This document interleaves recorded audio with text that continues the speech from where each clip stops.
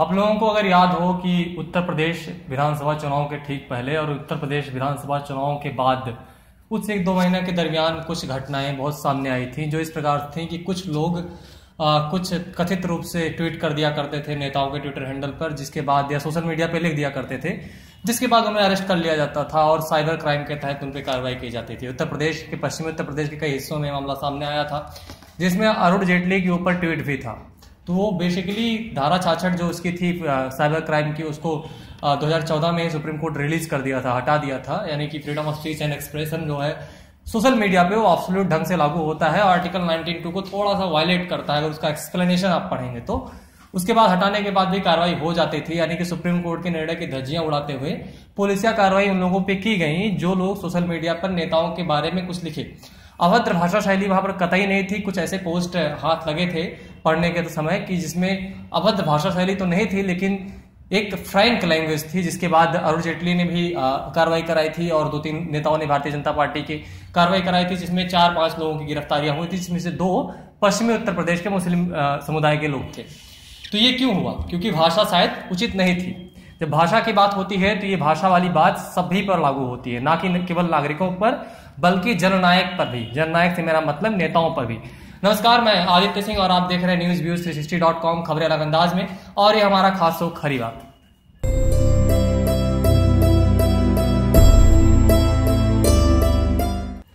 खरी बात में आज चर्चा कर्नाटक चुनाव में प्रयोग होने वाले भाषाओं की, उसमें प्रयोग होने वाले रुपयों की यानी कि पैसों की, और उनमें जो उसमें मुद्दे निकलकर सामने आ रहे हैं भाषणों में उसकी।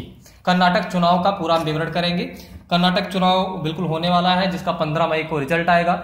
जीत हार किसकी होगी एक बात की बात है, लेकिन दोनों पार्टियां यानी कांग्रेस और बीजेपी किस हद तक चली जा रही है चुनाव में, इसको देखना जरूरी है। पिछले 4 साल में अगर आप गौर कीजिए और देखिए कि किस तरह से चुनाव प्रचार का जो स्तर है वो गिरा है पिछले 4 साल से। इसके लिए आप इसको जिम्मेदार ठहराएंगे। इसके लिए आप बिल्कुल उन्हीं को जिम्मेदार ठहराएंगे जो इस समय सत्ता की सबसे बड़ी कुर्सी पे आसीन है, यानी नरेंद्र मोदी, प्रधानमंत्री, प्रधान सेवक नरेंद्र मोदी को ही जिम्मेदार ठहराया जाएगा।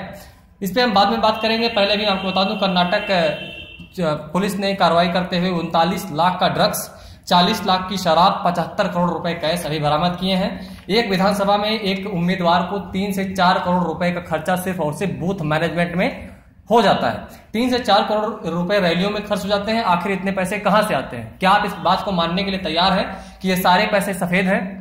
क्या आप इस बात को मानने के लिए बिल्कुल तैयार हैं कि ये सारे पैसे डिमोनेटाइजेशन और जीएसटी के बाद के फेज के सफेद पैसे हैं? या आप इस बात को मान रहे हैं कि ब्लैक मनी है? अगर आप इस बात को मान रहे हैं कि ब्लैक मनी है, तो आप नरेंद्र मोदी, प्रधानमंत्री नरेंद्र मोदी से बात पूछिए कि करप्शन का क्या हालचाल है। आखिर करप्शन किस हद तक मिटा है डिमोनेटाइजेशन और जीएसटी के बाद, जिसका दम भरकर भारतीय जनता पार्टी आज से कुछ 4 साल पहले के आसपास सत्ता में आई थी। उसके बाद मैं आपको बताता हूं, अगर बात की जाए तो कि पीपल फ्रंट ऑफ इंडिया, अब अगर धर्म की बात कर ली जाए, कर्नाटक चुनाव में तो पैसा हो गया। अब दूसरा जो फेज मैं आपको बताता हूं, धर्म की बात। पीपल्स फ्रंट ऑफ इंडिया पे आरोप है कि उसने कथित रूप से 24 हिंदूवादी लड़कों को मार दिया है जान से। उसके बाद वहां पर जो राइट विंग आउटफिट है वो प्रचार में लग गई है भारतीय जनता के समर्थन में, जो कि संघ से प्रभावित है।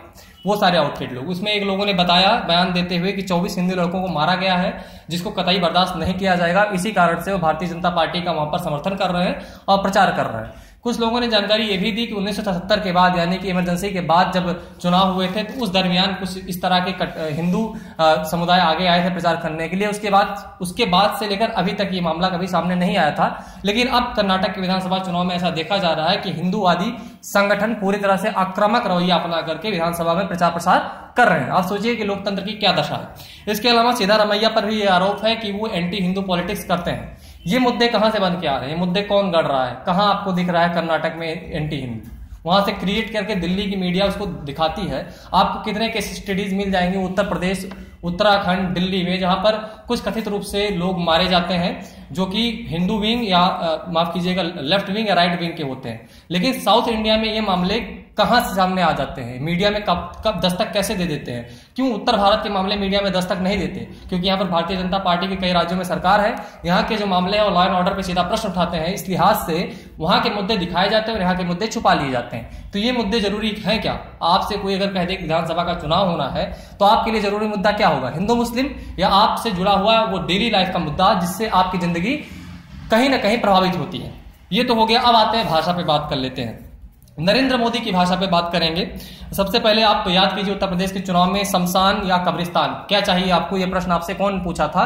प्रधान सेवक नरेंद्र मोदी ने विधानसभा चुनाव में, उत्तर प्रदेश विधानसभा में चुनाव में पूछा था। राहुल गांधी को राष्ट्रीयता को समझाते हुए, राहुल गांधी राष्ट्रभक्त नहीं है इसको समझाते हुए नरेंद्र मोदी ने कर्नाटक की रैली को संबोधित करते हुए कहा कि कम से कम वो अपने पूर्वजों से मतलब उनका इशारा महात्मा गांधी पर था, अपने पूर्वजों से राष्ट्र प्रेम सीख ले। एक तरफ भारतीय जनता पार्टी के जो सहायक दल है, जैसे कि सहायक दल नहीं, सहायक ऑर्गेनाइजेशन कह लीजिए, जैसे कि आरएसएस, हिंदू युवा वाहिनी, ये सब मानने के लिए तैयार ही नहीं है कि महात्मा गांधी राष्ट्रभक्त थे, वे या राष्ट्रपिता हैं। उनके खिलाफ गंदे लैंग्वेज में गालियां लिखी जाती हैं इन दोनों दलों के द्वारा या इनके आईटी सेल के द्वारा, और उसको लोगों के बीच फैलाया जाता है। दूसरी तरफ प्रधानमंत्री नरेंद्र मोदी राहुल गांधी को राष्ट्रीयता का पाठ पढ़ाते हुए उनको एक जो उदाहरण दे रहे हैं, वो किसका उदाहरण दे रहे हैं? राष्ट्रपिता महात्मा गांधी का उदाहरण दे रहे हैं। वो भी कह रहे हैं आगे कि अगर उनसे भी नहीं सीख सकते तो कम से कम आप कर्नाटक के कुत्तों से सीख लीजिए। कुत्ता, ये प्रधान सेवक की भाषा है। आप ध्यान से सुनिए इस बात को कि प्रधान सेवक की भाषा है। राहुल गांधी जो कि कांग्रेस के राष्ट्रीय अध्यक्ष हैं, उनसे यह पूछा जाता है कि आप राष्ट्र प्रेम कर्नाटक के कुत्तों से सीख लीजिए। ये भाषा है कर्नाटक के चुनाव की। उसके बाद तीसरी बात, चैलेंज करते हैं राहुल गांधी को कि बिना 15 मिनट जो है कागज लिए, बिना 15 मिनट कागज लिए वो कम से कम बोल के दिखाएं, और उनकी सरकार जो कर्नाटक में थी उसके जो अचीवमेंट्स हैं उनको लोगों को गिना के दिखाएं 15 मिनट में, किसी भी भाषा में। वो भाषा हिंदी हो सकती है, अंग्रेजी हो सकती है, और उनकी मां की भाषा भी हो सकती है। मां की भाषा यानी कि इटालियन, सोनिया गांधी की भाषा। देखिए ये भाषा है प्रधान सेवक नरेंद्र मोदी की। चौथा, मनमोहन सिंह ने अभी कॉन्फ्रेंस किया है मंडे को, जिसमें उन्होंने स्पष्ट किया है, उन्होंने अमूमन बोलते नहीं है, लेकिन अगर उन्होंने बोला है तो कहीं ना कहीं मामला गंभीर है। उन्होंने कहा है कि इस तरह की भाषा शैली प्रधान सेवक की कुर्सी पर को गरिमा के लिए खतरनाक है, देश की राजनीति के लिए भी खतरनाक है। तो ये तो हो गया भाषा। अब आते हैं असल मुद्दे पर। असल मुद्दे की अगर मैं आपको बात करूंगा, जो कर्नाटक के चुनाव से नदारत है, कांग्रेस भी इसमें कहीं पीछे नहीं है। कांग्रेस भी, राहुल गांधी इस समय तथाकथित रूप से एक साफ सुथरा भाषण दे रहे हैं, लेकिन दूसरी तरफ जिग्नेश मेवानी को आगे करके वही आक्रामक रवैया अपनाया जाता है जो स्वयं प्रधान सेवक नरेंद्र मोदी भी अपना रहे हैं। तो आप देखिए, ध्यान से देखिए इस चीजों को।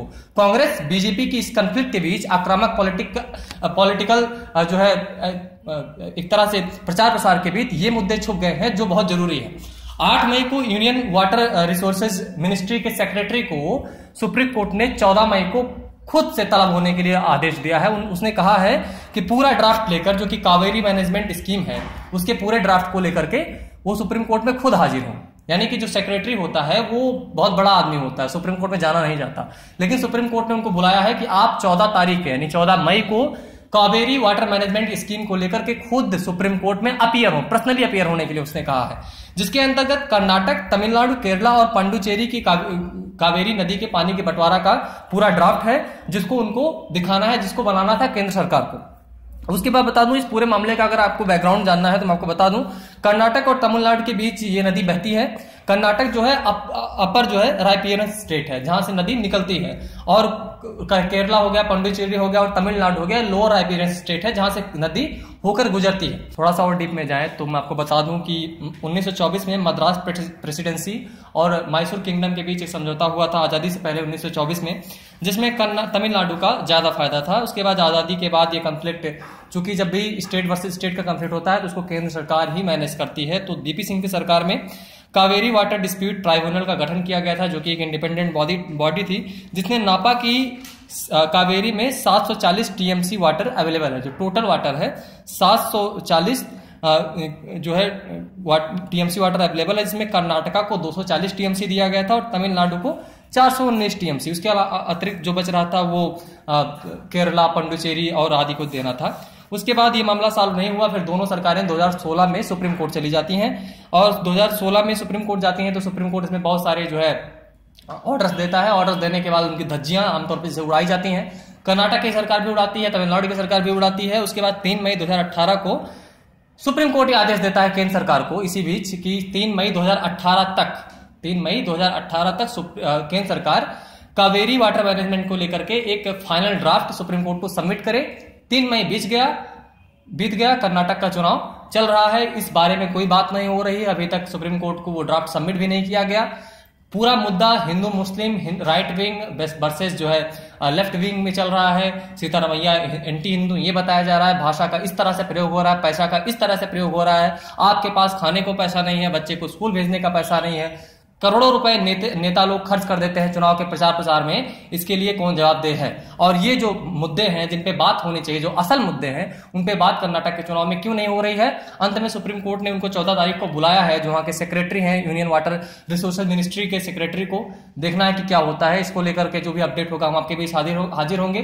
तो आप भाषा पे जरूर ध्यान दीजिए, चुनाव पे जरूर ध्यान दीजिए। लोकतंत्र को अगर आपको सुनिश्चित करना है तो आपको जब समझना होगा कि चुनाव में आखिर कल चल क्या रहा है। आप देख रहे थे newsviews360.com, खबरें अलग अंदाज में। अगर ये वीडियो आपको पसंद आया हो तो हमारे यूट्यूब चैनल को जरूर सब्सक्राइब करें। अगर ये वीडियो हमारे फेसबुक पेज पे देख रहे हैं तो पेज को लाइक करें। धन्यवाद।